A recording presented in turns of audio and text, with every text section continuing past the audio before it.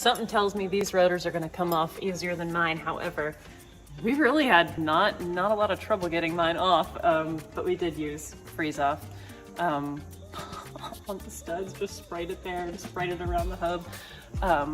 But yeah, I bet these are going to come apart pretty easily.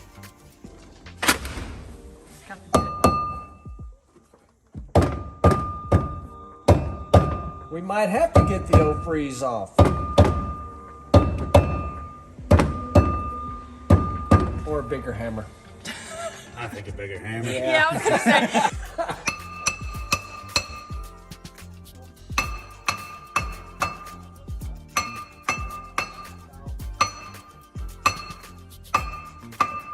There it is. See, some freeze off on that hub probably would have made it come off easily. I'm gonna do that on my side. I used CRC's freeze off in my shop, but this is gonna work great too. So let's do a little spray.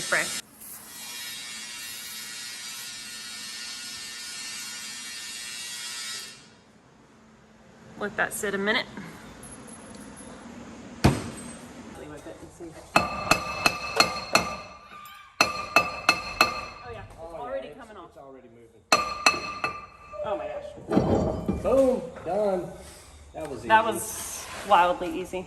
Power Lube definitely helped. I did not do that, and I should have. You are obviously smarter than I am. Well, I mean, it's really awesome because that side, like you wouldn't think a car with 1,300 miles would have anything seized up, but we know stuff doesn't like to sit, Well, so. we also know cars from the south don't rust, but they do get humidity. Yeah, it's true.